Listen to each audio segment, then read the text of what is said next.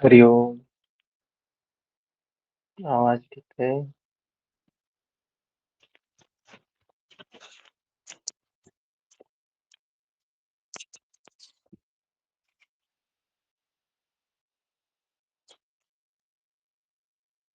हरिओम भैया, ठीक है। जी हरिओम। आवाज ठीक है।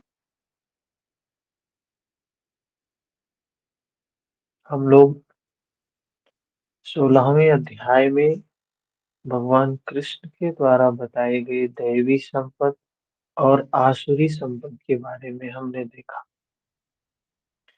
ये दैवी संपद और आसुरी संपद ही हमें अपने जो नए जन्म होता है, नया शरीर प्राप्त होता है, मुक्ति प्राप्त होती है।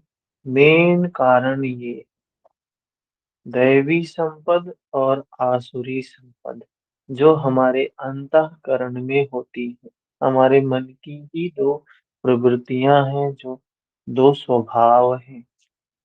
26 दैवी संपद के नाम गिनाए और 5-6 आसुरी संपद के नाम गिनाए, जिसमें मेन मोह अर्थात कामनाएं, जिनके पूर्ण होने पर लोभ और न पूर्ण होने पर क्रोध जागता है। तो ये विकारों को ही समाप्त करना है। इन विकार को समाप्त करने के लिए बताया निर्धारित कर्म है, नियत कर्म है, जो है क्या? यज्ञ की प्रक्रिया है। यज्ञ क्या है? ये जो भी विकार है, जो भी संस्कार है, इनको समाप्त करना। तो सीधा सी बात बता दिया भगवान कृष्ण ने कि अगर शांति चाहिए, सुख चाहिए, तो दैवी संपद को बढ़ाओ। व्याकुलता चाहिए, अशांति चाहिए, दुख चाहिए, तो आसुरी संपद को बढ़ाओ। तो हम क्या चाहिए? उस चीज को हमें बढ़ाना चाहिए। उसके लिए हमें काम करना चाहिए, उसके प्रति हमें सजग रहना चाहिए। अगर हमारे अंदर ये सब जो आसुरी संपद बताया, इनमें से कुछ है, लोभ है, क्रोध है, मोह है, द्वेष है, भावना है, कामना है, तो हमें समझना चाहिए कि हमें सजग होना चाहिए उस दौरान। ये तो आग के गोले के समान है, हाथ लगाएंगे तो जलेंगे। और वो बच्चा 2-4 बार जलता है तो उसे होश आ जाता है कि ये अग्नि है, इसको नहीं छूना है। लेकिन हम मनुष्य जीवन पर्यंत, एक जीवन नहीं, अनंत जन्मों से यात्रा करते हुए आ रहे हैं और जलते हुए आ रहे हैं, मरते हुए आ रहे हैं, लेकिन होश नहीं आता है। क्यों नहीं आता है? उस अबोध बच्चे को बोध आ जाता है, लेकिन हमें होश नहीं आता है। चलते हैं 17वें अध्याय पर। अध्याय 16 के अंत में योगेश्वर श्री कृष्ण ने स्पष्ट कहा कि काम, क्रोध और लोभ के त्यागने पर ही कर्म आरंभ होगा। जो कर्म की बात कर रहे हैं भगवान कृष्ण, कह रहे हैं जब तक कामनाएं हैं, जब तक क्रोध है, जब तक लोभ है, तब तक वो कर्म स्टार्ट नहीं हो सकता है, वो कर्म शुरू नहीं हो सकता है। जिसे मैंने बार बार कहा, भगवान ने जिस चीज को कहा, कह रहे हैं उसकी क्या है? एलिजिबिलिटी ही यही है कि कामनाएं नहीं, क्रोध नहीं, लोभ नहीं। अगर ये तीनों रहेंगे तो ये तीनों में ही व्यक्ति उलझा रहेगा। कामनाएं, मन में कामनाएं हैं तो मन में कामनाओं के प्रति विचरण करता रहेगा। मन में क्रोध है तो क्रोध को लेके मनो में वो चलता रहेगा। और मन में लोभ है तो तो मन में लोभ ही चलता रहेगा, वो कर्म होगा ही नहीं। निर्मल करने का काम चित्त का होगा ही नहीं, व्यक्ति उसी में विचरण करता है।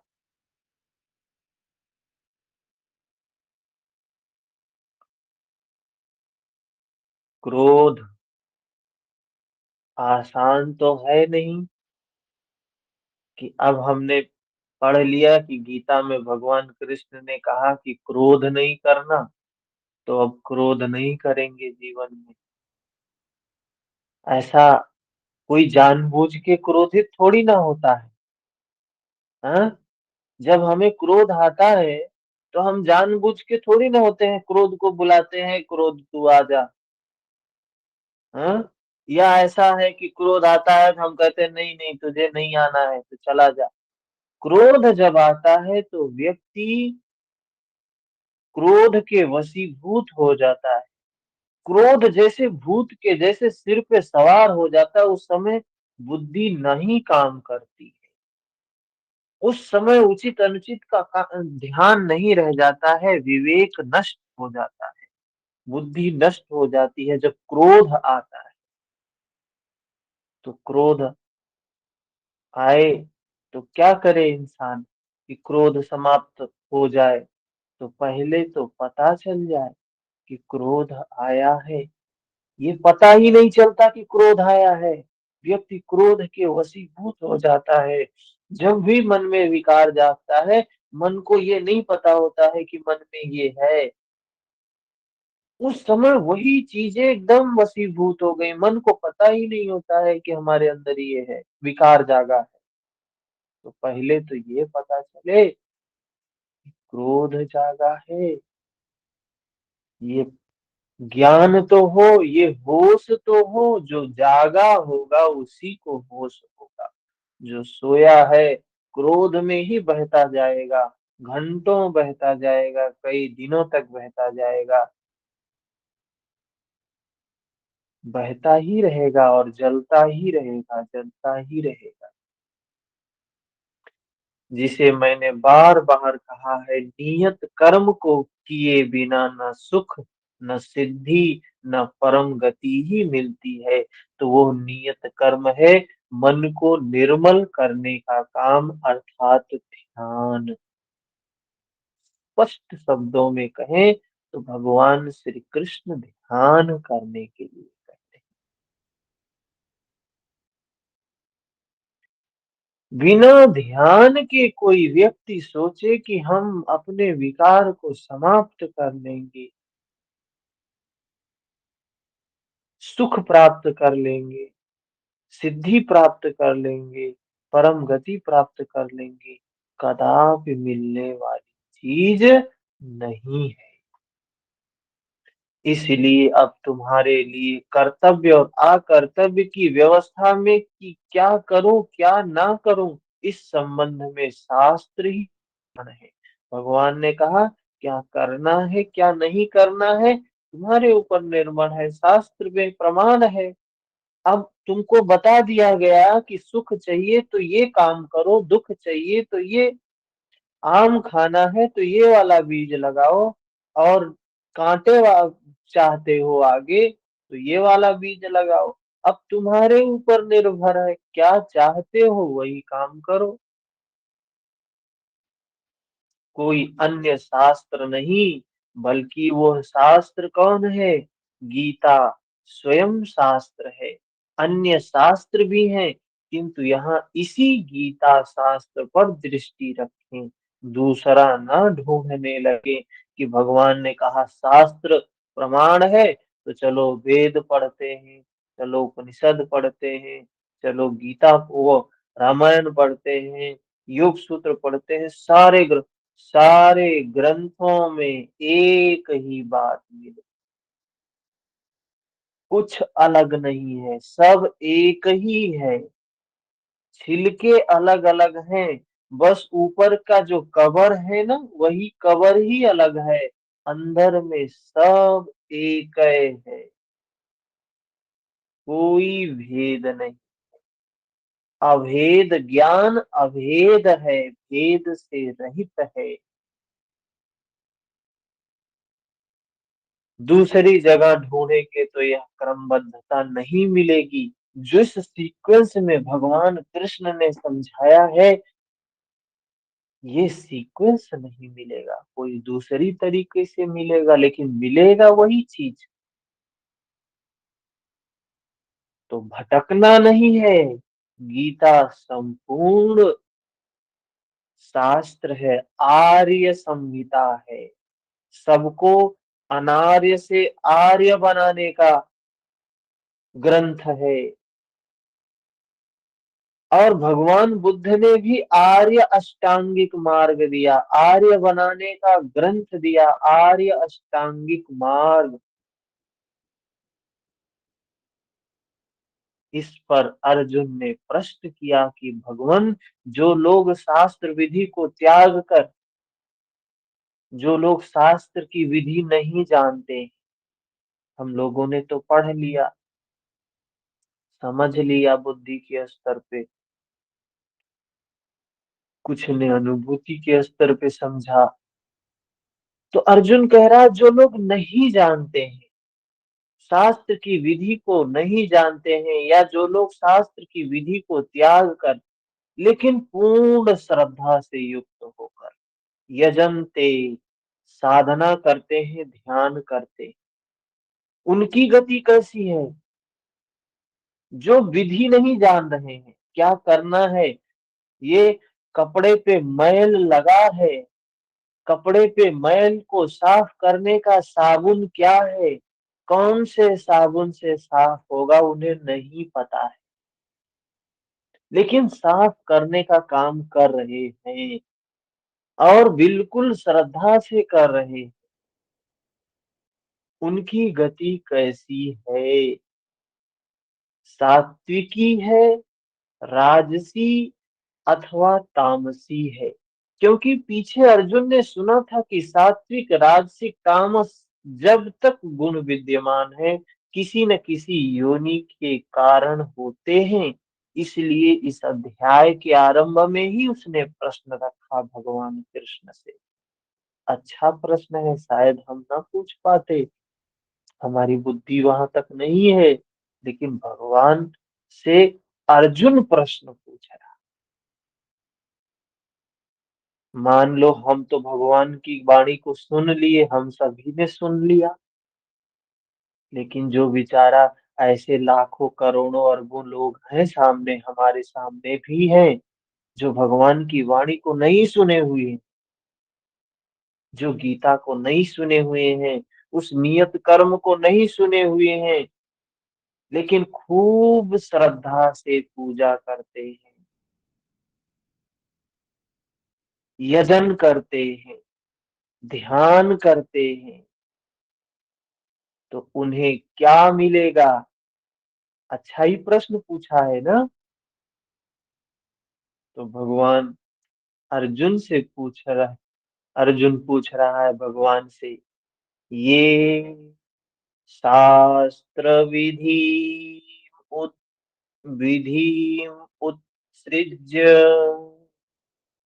यजन्ते श्रद्धयान्विताः तेषां निष्ठा तु का कृष्ण सत्वम अहो रजस्तमः। हे कृष्ण, जो मनुष्य शास्त्र विधि को छोड़कर श्रद्धा सहित यजन करते हैं, उनकी गति कौन सी होती है? सात्विकी, राजसी, तामसी। यजन में देवता, यक्ष, भूत इत्यादि सभी आते हैं। तो जो हम सामान्य लोगों को देखते हैं, पूजा करते हैं, किसकी पूजा करते हैं? राम की पूजा कर रहे हैं, कृष्ण की पूजा कर रहे हैं, बुद्ध की पूजा कर रहे हैं, महावीर की पूजा कर रहे हैं, ईसा मसीह की पूजा कर रहे हैं, पैगंबर मोहम्मद पैगंबर साहब की पूजा कर रहे हैं, तमाम देवी देवताओं की पूजा करते हैं। हम शिव भक्त हैं तो ये भक्त हैं, वो भक्त हैं। विधि, शास्त्र विधि कोई नहीं जान रहा। हमने कल शिव संहिता पढ़ा, शिव संहिता में हमने देखा वो शास्त्र विधि क्या है, भगवान शिव बता रहे हैं माता पार्वती को। वही बात बता रहे हैं, विमूढ़ा नानु पश्यन्ति पश्यन्ति ज्ञान चक्षुषा। ज्ञान चक्षु से देखना है उसको, सच्चाई को। भगवान शिव भी वही बात बताया।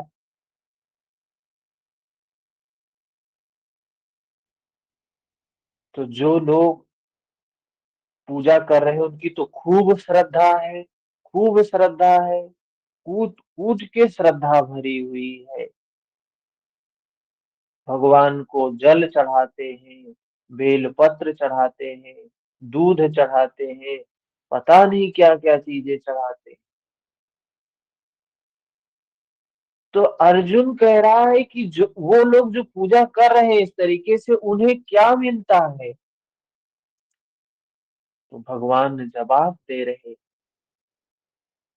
त्रिविधा भवति श्रद्धा देहिनां स स्वभावजा, सात्विकी राजसी चैव तामसी चेति तां शृणु।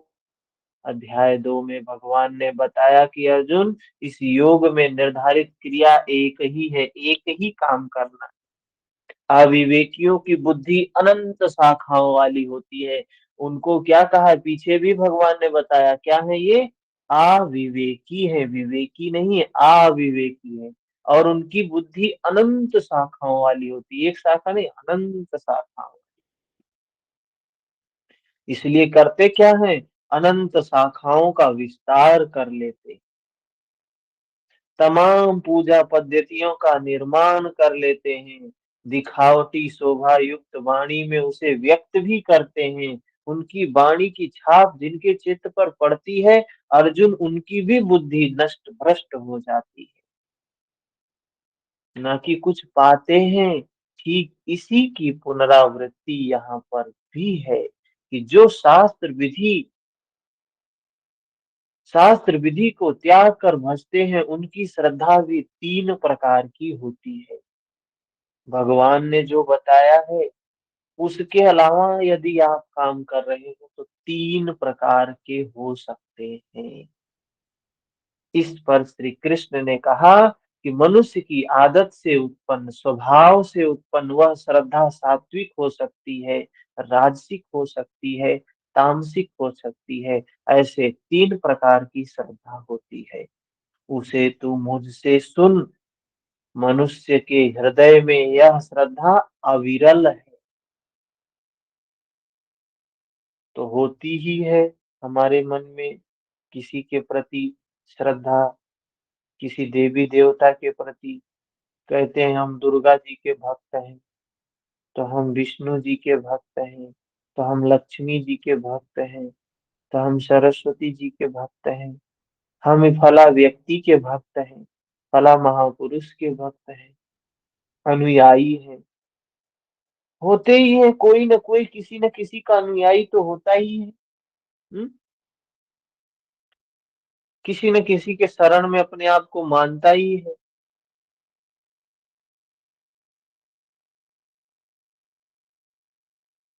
तो भगवान कृष्ण ने बताया कि ये श्रद्धा जो होती है 3 प्रकार की होती है। आगे बता रहे हैं 3 नंबर श्लोक में, सत्वानुरूपा सर्वस्य श्रद्धा भवति भारत, श्रद्धामयो अयं पुरुषो यो यक्षद्वः स एव सः।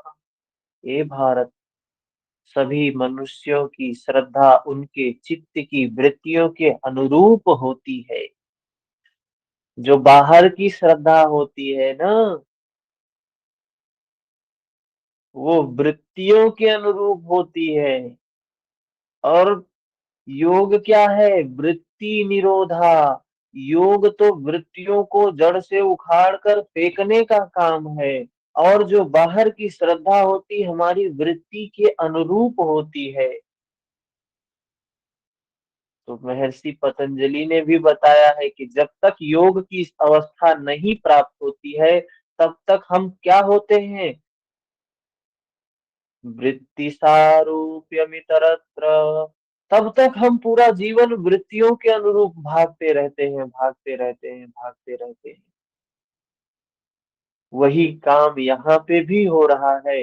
वृत्तियों के अनुरूप श्रद्धा भी बना ली हमने, वृत्तियों के अनुरूप देवता भी बना लिया हमने, वृत्तियों के अनुरूप पूजा विधान भी बना लिया हमने, वृत्तियों के अनुरूप कर्मकांड भी बना लिया हमने।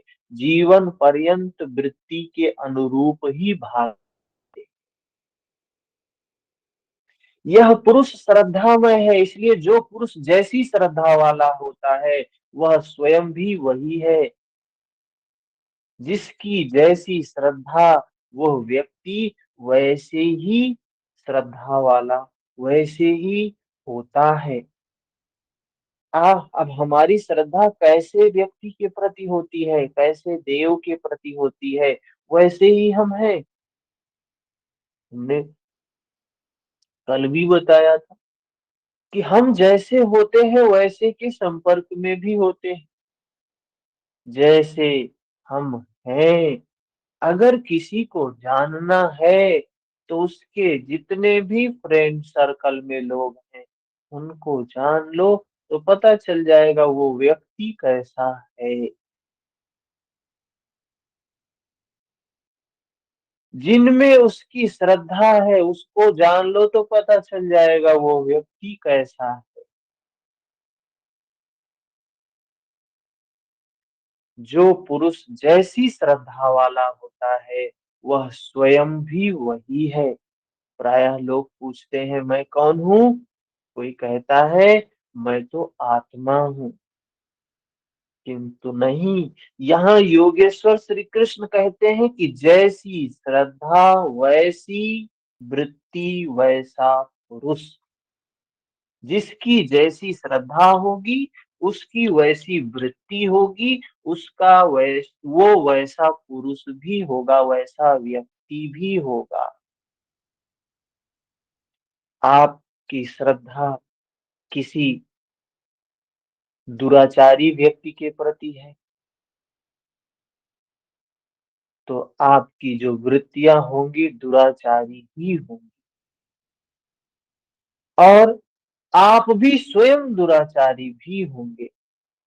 लेकिन आपकी श्रद्धा किसी सद्गुणी व्यक्ति के प्रति है, किसी दैवीय गुणी पुरुष के व्यक्ति है प्रति है, तो आप भी, आपकी वृत्तियां भी दैवी संपद वाली ही होंगी, आप क्लिष्ट ही होंगी। और आप स्वयं भी वृत्ति के ही अनुरूप है तो आप भी वैसे ही होंगे। कहा गया है संगत से गुण होत है, संगत से गुण जाए। ये भी कहा गया है चंदन विष व्यापत नहीं, लिपते रात भुजंग। अलग अलग परिप्रेक्ष्य में अलग अलग बातें कही गई हैं। तो ये जो वृत्ति है, जैसे हम जिसके प्रति समर्पित होते हैं, जिसके प्रति श्रद्धा, उसी के प्रति श्रद्धावान हो सकते। कोई राक्षसी पुरुष, कोई राक्षसी वृत्ति वाला, कोई क्लिष्ट वृत्ति वाला व्यक्ति अक्लिष्ट व्यक्ति वाले व्यक्ति के प्रति कभी श्रद्धावान नहीं हो सकता है, कभी श्रद्धावान हो ही नहीं सकता है। और कोई दैवी संपद वाला पुरुष, कोई अक्लिष्ट वृत्ति वाला पुरुष क्लिष्ट वृत्ति वाले के प्रति, राक्षसी प्रवृत्ति वाले व्यक्ति के प्रति श्रद्धावान हो ही नहीं सकता है। सारा खेल वृत्ति का है। हम कैसे व्यक्ति के प्रति श्रद्धावान हैं वो हम पर निर्भर करता है। और जैसे व्यक्ति के प्रति हम श्रद्धावान है ना, वैसा ही हमारा स्वभाव है, वास्तविक में वैसा ही मैं हूँ।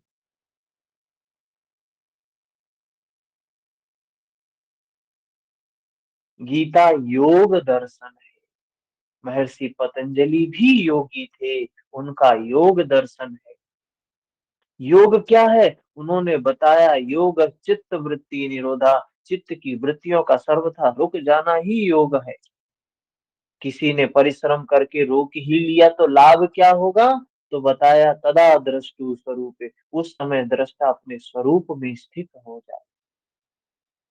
तो क्या उसके पहले स्थित नहीं था? जब वृत्तियों का निरोध नहीं हुआ था तो दृष्टा अपने स्वरूप में नहीं स्थित था। तो महर्षि पतंजलि अगले ही सूत्र में बताते हैं, वृत्ति सारूप्य मितरत्र, वो वृत्तियों के अनुरूप भाग रहा था, पूरे जीवन वृत्ति के अनुरूप, वृत्ति के अनुरूप, वृत्ति के अनुरूप भाग रहा। उस समय यह दृष्टा जीवात्मा अपने शाश्वत स्वरूप में स्थित हो जाता है जब वृत्तियों का निरोध होता है। और बाहर जितनी भी पूजा पद्धतियां कर्म कांड चल रहे हैं सब वृत्तियों के अनुरूप हैं। सबकी श्रद्धा वृत्तियों के प्रति है। और उसी के कारण तमाम पूजा पद्धतियां, तमाम ध्यान की पद्धतियां उत्पन्न हुई। क्या स्थित होने से पूर्व यह मलिन था? अपने स्वरूप में स्थित होने से पूर्व ये मलिन था। तो अगले सूत्र में बताया कि वृत्ति सारूप्य मित्रत्र, वो वृत्तियों के जैसे, दूसरे समय में जैसी वृत्ति का रूप है वैसा ही वह पुरुष होता है, वैसी ही वो आत्मा होती है। तो जैसे व्यक्ति के हम संपर्क में होते हैं, जैसे के प्रति हमारी श्रद्धा होती है, हम वैसे ही होते हैं। तो अर्जुन का जो प्रश्न था, जो ये तमाम पूजा पाठ देवी देवताओं को मानने वाले लोग हैं, क्या ये गलत काम कर रहे हैं? योगेश्वर श्री कृष्ण कहते हैं, यह पुरुष श्रद्धामय है। श्रद्धा से ओत प्रोत कहीं न कहीं श्रद्धा अवश्य होगी। जैसी श्रद्धा वाला है वह स्वयं भी वही ही होता है। हम जैसे होते हैं वैसे ही व्यक्ति के प्रति श्रद्धावान हो जाते हैं। और श्रद्धावान लभते ज्ञानम, जो ज्ञान प्राप्त होता है श्रद्धा से प्राप्त होता है।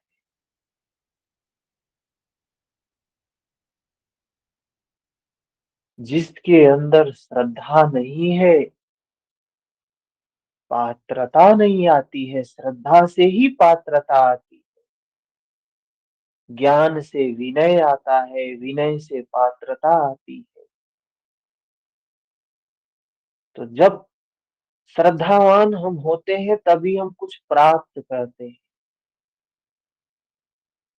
जब किसी सद्गुणी के प्रति श्रद्धावान होंगे तो सद्गुण प्राप्त करेंगे।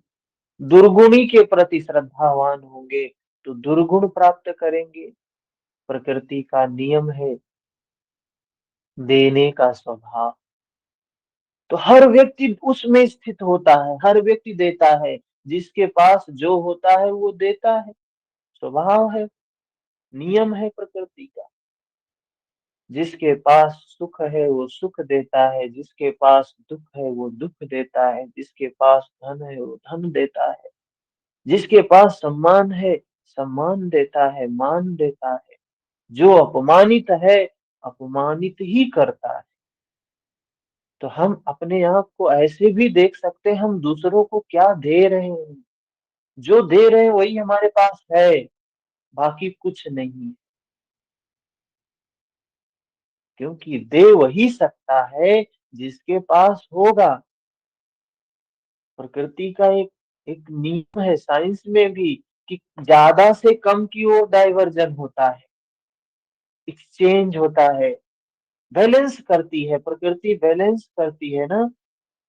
हम लोगों ने रेस्पिरेटरी सिस्टम में पढ़ा है कि कैसे गैसों का ये कार्बन डाइऑक्साइड और ऑक्सीजन का कैसे डिफ्यूजन होता है, कैसे कम से ज्यादा की ओर हो जाती है गैसें।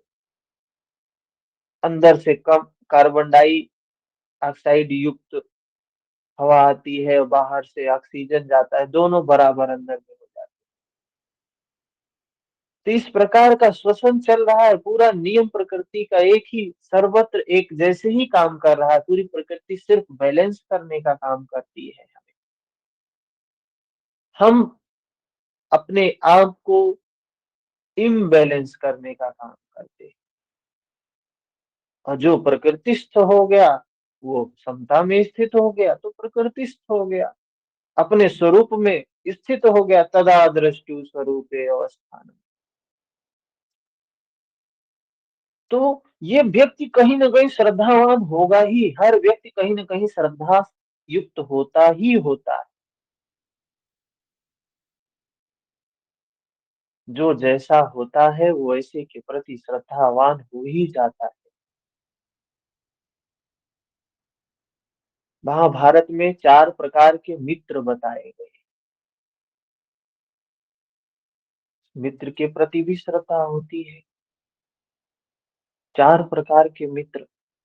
एक मित्र ऐसा होता है, पहला, जो हमें मुक्ति की ओर ले जाता है, नियत कर्म की ओर ले जाता है, निर्धारित कर्म की ओर ले जाता है, मन को निर्मल करने के काम में हमारा साथी होता है।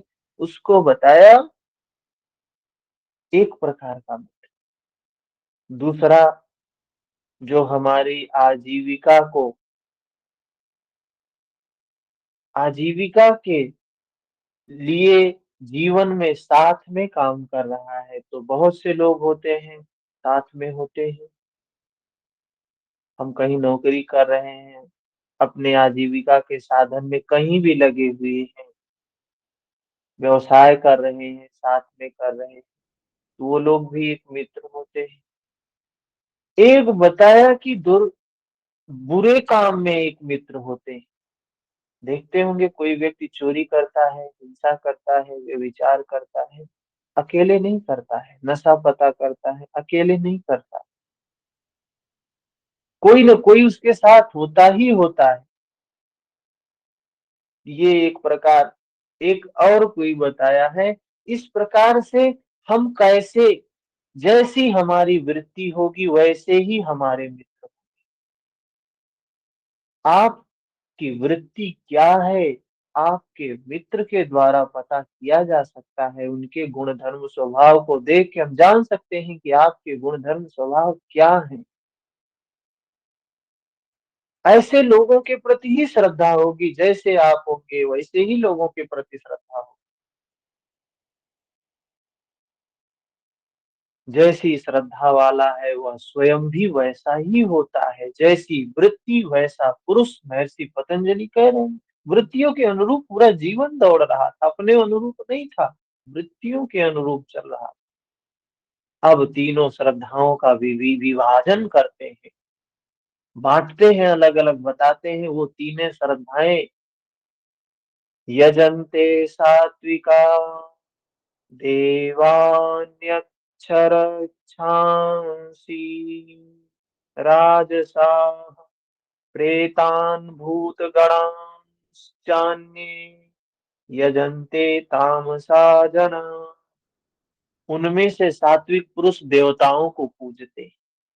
देखिए, तीनों गुणों के अधीन है, मतलब जो बाहर पूजा कर रहे हैं, बाहर कर्म कांड कर रहे हैं, बाहर जीवन यापन कर रहे हैं, भौतिकता में भाग रहे हैं, उसमें 3 प्रकार के लोग। एक तो देवताओं को पूजने वाले, मतलब सद्गुणी। रा, राजस पुरुष यक्ष को पूजते हैं, राक्षसों को पूजते हैं। और तामस पुरुष प्रेत को, भूत को पूजते हैं। वे पूजन में अथक परिश्रम भी करते हैं।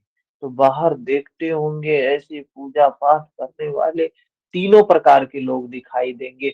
हम भी हो सकता है उसमें से सात्विक श्रेणी में हो, या राजसिक श्रेणी में हो, या तो तामसिक श्रेणी में हो। होंगे तो इन्हीं तीनों में से एक ही।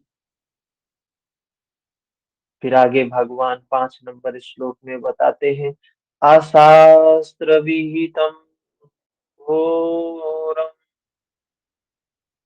तप्यन्ते ये तपो जना दंभ अहंकार संयुक्ता काम राग बलान्विता।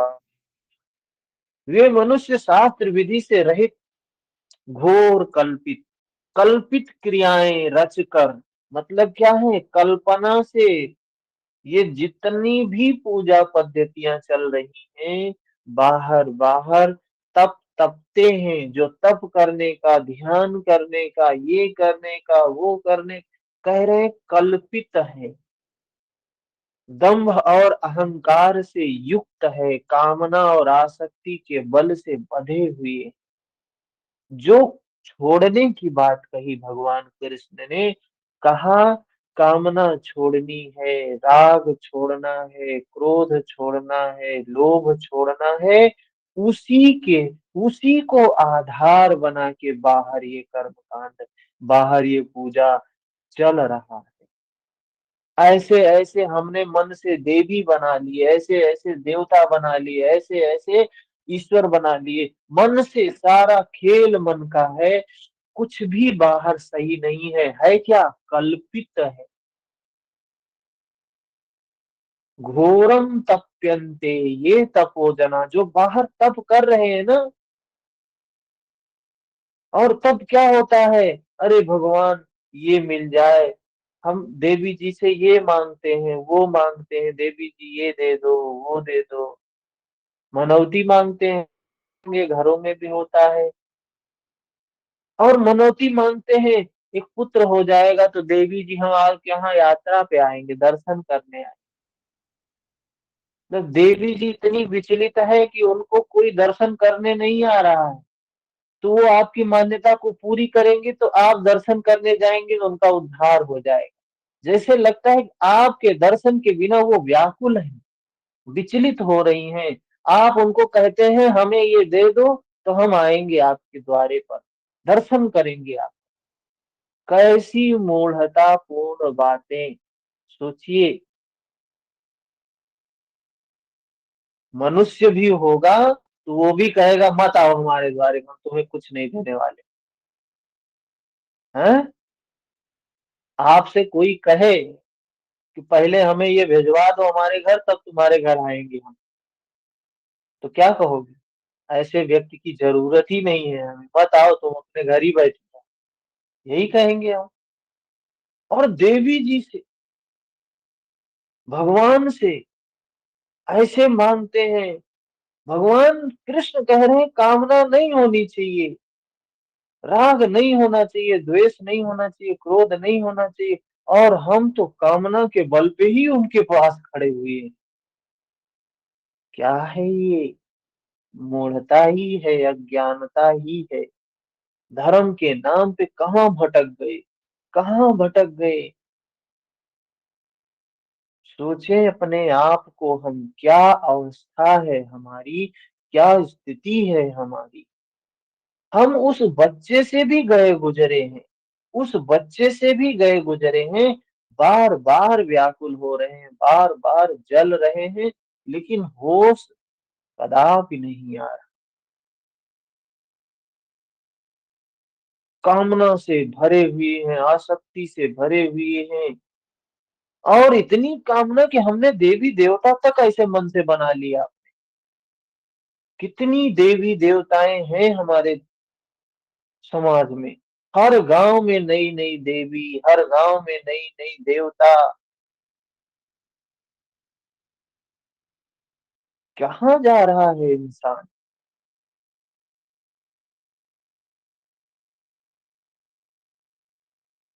एक मैसेज हमने देखा कल परसों में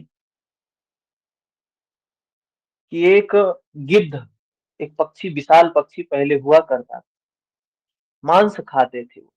तो एक गिद्ध का बच्चा अपने पिता से कहता है, पिताजी मुझे मांस खाना है। किसका मांस खाना है? मनुष्य का खाना है। तो पिता बोलता है ठीक है, और वो जाता है, उसको कहीं गाय का मांस मिलता है तो वो लेके आता है और बच्चे को दे देता है, लो खाओ। बच्चा कहता है नहीं नहीं, ये गाय का मांस है, मुझे मनुष्य का मांस खाना है। फिर पिता बोलता है अच्छा ठीक है। तो फिर जाता है तो उसे कहीं सुअर का मांस मिल जाता है, उसको ले आके देता है। तो वो फिर कहता है अरे नहीं नहीं, ये सुअर का मांस है, मुझे तो मनुष्य का मांस खाना है। तो वो गिद्ध पिता सुअर के मांस को ले जाके मंदिर के, मस्जिद के पास फेंक देता है, और गाय के मांस को ले जाके सुअर के मांस को ले जाके मस्जिद के पास फेंक दिया, गाय को मांस को ले जाके मंदिर के पास फेंक दिया, और कुछ ही घंटों बाद वहां इतनी लाशें बिछ गई इंसानों की। कहा खाओ बेटा आप। तो क्या स्थिति है धर्म के नाम पे। बच्चा पूछता है ये कैसे किया आपने। कहा ये इंसान है, ये मनुष्य है, लेकिन बुद्धि विवेक में ये पशु हमसे भी गए गुजरे। सोचो क्या अवस्था है धर्म के नाम पे। टीवी खोल लो, न्यूज चैनल खोल लो, तो बस एक ही बात, यही धर्म धर्म धर्म धर्म। कोई कह रहा है ये धर्म बेकार, कोई कह रहा है ये धर्म बेकार, कोई कह रहा है ये धर्म अच्छा।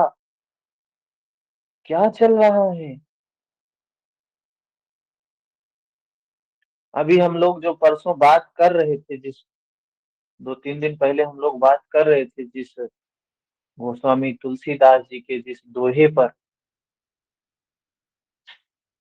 ढोल गंवार शूद्र पशु नारी सकल ताड़ना के अधिकार।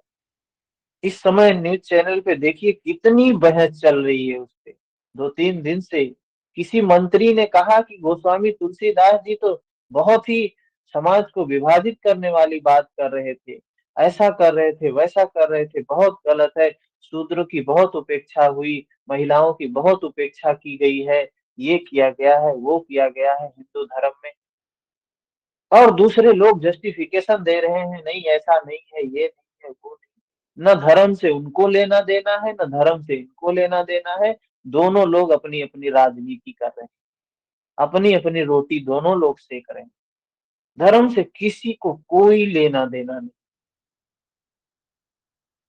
उनको लगता है मेरी कामनाएं पूरी होंगी कब, जब हम तुलसीदास जी को बेइज्जत करेंगे, तुलसीदास जी को अपमानित करेंगे, हिंदू धर्म को अपमानित करेंगे, तो दूसरा धर्म संप्रदाय हमसे खुश हो जाएगा और हमारी ओर चला आएगा। इन लोगों को लगता है नहीं, हम हमारी जो हमारी मान्यताएं हैं, हमारी जो परंपराएं हैं, ये पुष्ट ये टूटेंगी। कैसे टूटेंगी। हाँ, दोनों व्यक्ति अपने अपने अहम को बढ़ाने के लिए लगे हुए हैं, अपनी अपनी कामना की पूर्ति में लगे हुए हैं। धर्म से दोनों को लेना देना।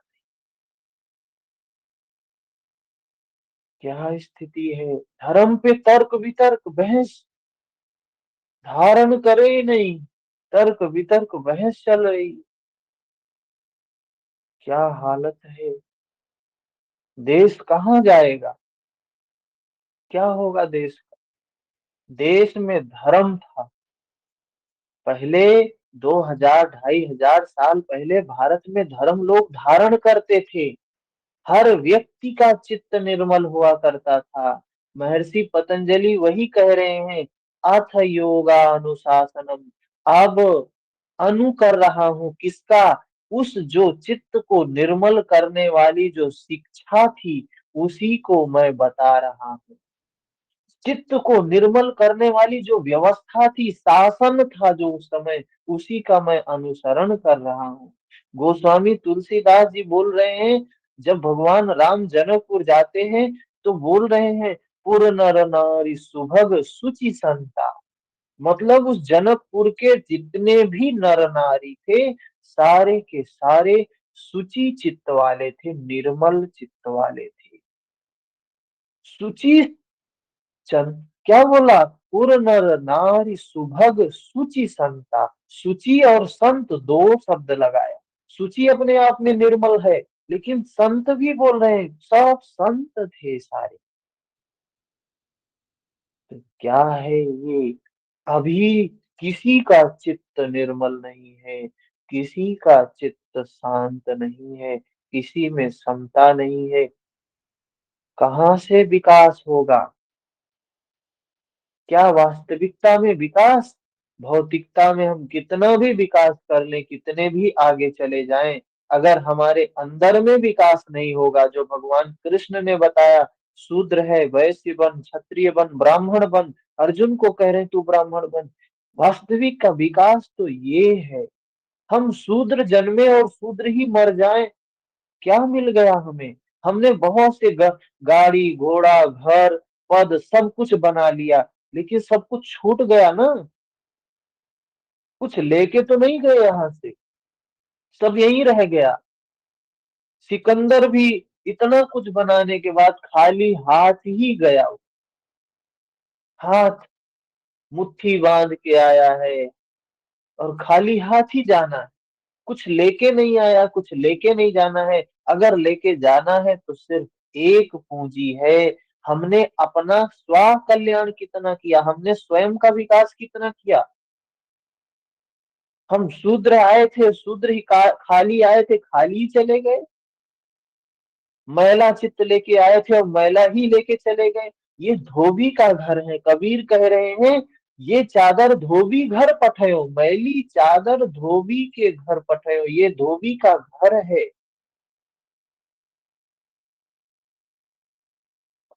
इसको मिला है धुलने के लिए। अरे धो लो भाई, ये अभी नहीं धो पाओगे तो कभी नहीं धो पाओगे। इस मन को धोने का ये धोबी का घर है, मनुष्य का शरीर।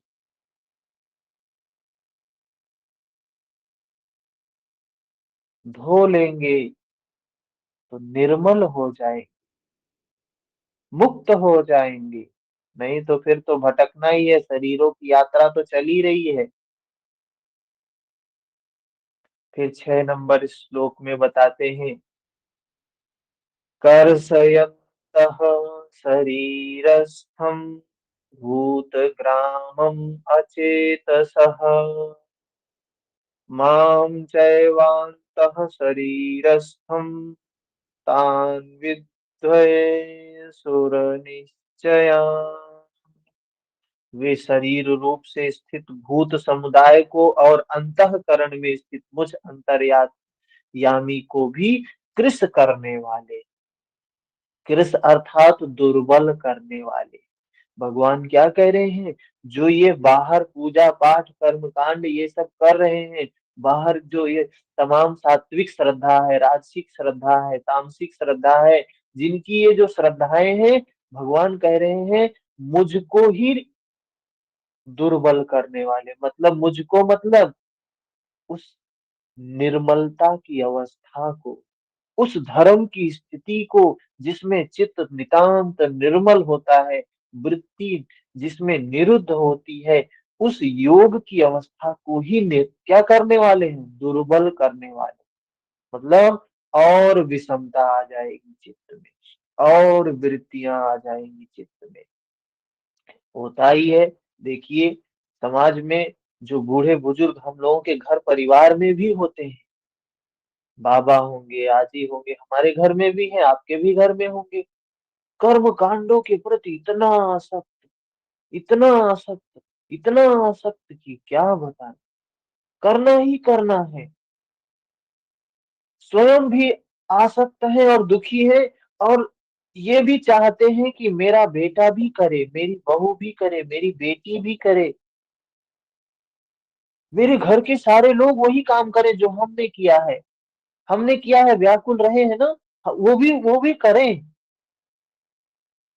देखते होंगे आप घर परिवार में, अभी नई नई जो बहुएं आ रही हैं, नवयुवक जो हो रहे हैं, लोगों की रुचि इनके प्रति टूट रही है।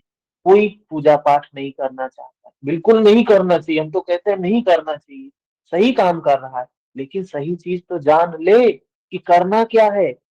वो समझ गया, बुद्धि के स्तर पे उस बच्चे को समझ में आ गया कि इस सब से कुछ नहीं मिलने वाला है, ये सब बेवजह का जो है लगे रहते हैं इसमें। अभी नई पीढ़ी को ये बातें तो समझ में आ रही हैं, लेकिन समझ के साथ साथ वो सही जगह जुड़ नहीं रही। फिर कहाँ जुड़ जा रहे हैं, मोबाइल में जुड़ गए। अभी वो पूजा पाठ का जो समय पहले के लोग में, हमारे परिवारों में, जो घरों में जो लोग पूजा पाठ में जो समय दिया करते थे, वो काम अभी वो लोग क्या कर रहे हैं, मोबाइल में समय बिता रहे हैं। हम नहीं कहेंगे कि वो अच्छा कर रहे हैं, वो अच्छा काम कर रहे हैं, लेकिन वो छोड़ के कहीं दूसरा काम करना चाहिए था ना। हमारे पूर्वजों के द्वारा हमारे जो भी हमारे श्रेष्ठ लोग हैं घर परिवार में, मान लीजिए उन लोगों ने जीवन अपना इस कर्म कांडों में बिता दिया, तो हमें तो वो काम नहीं करना है, बात समझ में आती, लेकिन करना क्या है, ये तो करना है ना कुछ तो करना ही है। कम से कम उनका इतना भला कि वो लोग अज्ञानतावश ही कहीं लगे तो थे मुक्ति के लिए, दुख की निवृत्ति के लिए कहीं लगे तो थे। हम लगना ही छोड़ दिए, हम तो पूरी तरीके से कामनाओं के पीछे भाग रहे हैं, ऐष्णाओं के पीछे, तृष्णा के पीछे भाग ही भाग रहे हैं। उनका तो कहीं मान लीजिए अंधविश्वास ही था, कहीं था तो, लेकिन हमारा तो कहीं विश्वास नहीं है, कहीं श्रद्धा नहीं है। तो हमारी और स्थिति खतरनाक आने वाली है। और है भी, ऐसे ऐसे युवा क्या कर रहे हैं, आत्महत्या कर रहे हैं। देखते होंगे आस पड़ोस में भी होता होगा, 20 साल का कोई बच्चा आत्महत्या, जहर खा के मर गया, फांसी लगा के मर गया। लड़के लड़कियां दोनों कर रहे हैं ये काम, क्यों कर रहे हैं, क्योंकि धर्म नहीं है उनको पता। पहले को लोगों को धर्म नहीं पता था, लेकिन अंधविश्वास ही था, किसी न किसी के प्रति श्रद्धावान थे, और अपने दुख को अपने सुख को उसके साथ बांट लिया करते थे। कोई विपत्ति आती थी, भगवान मेरी रक्षा करो। अभी तो ये जो है ये जानते भी नहीं है भगवान नहीं है, ये है, कुछ भी नहीं है इन क्या है, भगवान ने बताया निष्काम कर्म समर्पण, इनका समर्पण भी नहीं है, श्रद्धा भी नहीं है, बिल्कुल गए गुजरे हैं बेचारे। तो दुखी हैं, व्याकुल हैं, अशांत हैं, अतृप्त हैं, भाग रहे हैं, सिर्फ भाग रहे हैं। सही है, ये घटनाएं सही है ना, बिल्कुल समाज में दिखाई दे रही हैं, बुद्धि के स्तर पे हमें समझ में आना चाहिए ये चीजें हो रही हैं। इसमें कोई कल्पना नहीं है, कोई मान्यता नहीं है, कोई फिलोसफी नहीं है।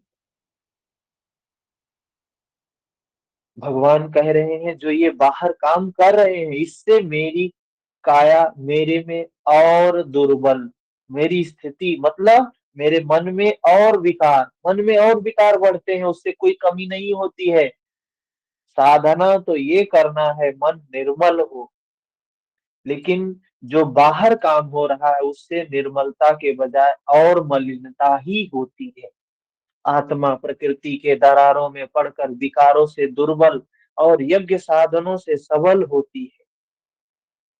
कह रहे हैं वो आत्मा प्रकृति के दरारों में पड़कर विकारों से दुर्बल हो जाती है, और यज्ञ साधनों अर्थात मन को निर्मल करने से सबल होती है। तो वो मन को निर्मल नहीं कर रहे हैं जो कर्मकांडी। देखिए, कभी देखा हो आपने, कर्मकांडी के कोई व्यक्ति धर्म कराए, धर्म पढ़ाए, धर्म का काम करे, और मन में आसक्ति हो, मन में लोभ हो, अरे हम धर्म पढ़ा रहे हैं ना, फीस मिलना चाहिए, पैसा मिलना चाहिए, मन में लोभ है, मन में कामना, मांगता नहीं है, फिर भी हम पढ़ा रहे हैं धर्म, और बार बार कहें कि धर्म सीखना है तो कुछ देना चाहिए, कुछ दान करना चाहिए, ये होना चाहिए, मानते नहीं है। लेकिन हम बार बार उस चीज को कहें तो क्या है ये, धर्म का काम कर्म कांड कर रहे हैं, लेकिन चाह है हमें मिले मिले मिले मिले, और चाह का कोई अंत नहीं है। कहते हैं धर्म का काम है ये काम करना, धर्म के काम में चाह कैसी, कितनी कामनाएं, किसी पर व्यक्तिगत टिप्पणी नहीं है, लेकिन जो भी कर्मकांडी लोग होते हैं, मन में देखिए कितनी कामनाएं होती है। भगवान कह रहे हैं कामनाएं ही छूटनी चाहिए, लेकिन कामनाएं ही भरी पड़ी हैं। ये हालत समाज की, समाज के लिए खतरनाक है, और उस व्यक्ति के लिए, स्वयं के लिए खतरनाक है, क्योंकि धर्म के नाम पे पाखंड कर रहा है ना, उसी को कहा पाखंड है वो। उन अज्ञानियों को निश्चय ही तू असुर जान, भगवान स्वयं बोल रहे हैं, उन अज्ञानियों को असुर जान, वे सब के सब असुर हैं। ऐसी बात मैं नहीं बोल सकता हूँ, भगवान बोल रहे हैं। प्रश्न पूरा हुआ। शास्त्र विधि को त्याग कर भजने वाले सात्विक पुरुष देवताओं को, राजस पुरुष यक्ष राक्षसों को, तामस पुरुष भूत प्रेतों को, तीनों को नहीं पूजना चाहिए। न किसी देवता की पूजा करनी चाहिए, न किसी राक्षस की पूजा करनी चाहिए, न किसी तामसिक पुरुष, किसी भूत प्रेत को ही, किसी किसी को नहीं पूजना चाहिए। केवल पूजते ही नहीं है, उनके नाम पे घोर तप भी करते हैं। देखो बाहर कैसे कैसे तपस्वी दिखाई देंगे, देखा होगा आपने, हमसे ज्यादा आपने देखा होगा, हम तो कहीं जाते भी नहीं देख। किंतु अर्जुन शरीर रूप से भूतों को और अंतर्यामी रूप से स्थित मुझ परमात्मा को दुर्बल करने वाले, जो जो बाहर देवता पूज रहे हैं, देवी पूज रहे हैं, किसी ऐसे देवी देवता को, भूत प्रेत को पूज रहे हैं, भगवान कह रहे हैं वो अपने मन की निर्मलता को ही खो रहे हैं, और आवरण पे आवरण पे आवरण, आवरण पे आवरण, मुझसे और दूरी जा रहे हैं, और दूरी जा रहे हैं। वो मुझसे नजदीक नहीं आ रहे, और दूर जा रहे हैं। उनको तू असुर जान, देवताओं को पूजने वाले भी असुर ही हैं, इससे अधिक कोई क्या कहेगा। अतः जिसके ये सभी अंश मात्र हैं, उन मूल एक परमात्मा का ही ध्यान करें। इसी पर योगेश्वर श्री कृष्ण ने बार बार बल दिया। किसी का कोई प्रश्न, कितना सुंदर समझाया है भगवान ने, कितना सुंदर, कितना स्पष्ट बताया है।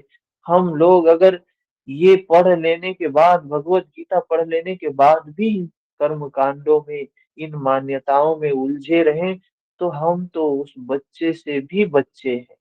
बच्चों को बात समझ में आ जाती है। यहाँ भगवान समाज समझा रहे हैं, हम समझ रहे हैं, और हमें ना समझ में आए तो मूड ही है। अनंत जन्मों की मूढ़ता है, नहीं समझ में आती है बात। धर्म की बात सुनना तो बड़ी दुर्लभ है, सुनने को मिल जाना बड़ी दुर्लभ बात होती है, सुन के समझ में आ जाए और बड़ी दुर्लभ बात होती है। समझ में तो आ रहा होगा, क्योंकि भगवान इतनी सरल तरीके से समझा ही रहे हैं, किसी को भी समझ में आ सकता है। सिर्फ सुने बस, सुन तो रहे ही है, सुबह सुबह उठ के सुन तो रहे ही है, और समझ कर उस पर चलने लगे, आचरण में धार ले। 100 सुनते हैं तो 10 समझते हैं, 10 समझते हैं तो एक आचरण में ढालता है। तो सोचिए, हम उस 100 में हैं, या उस 10 में हैं, या एक में, वो हमारे ऊपर निर्भर करता है। उसमें कोई ईश्वर, कोई भगवान, कोई देवी, कोई देवता कुछ नहीं कर सकता है।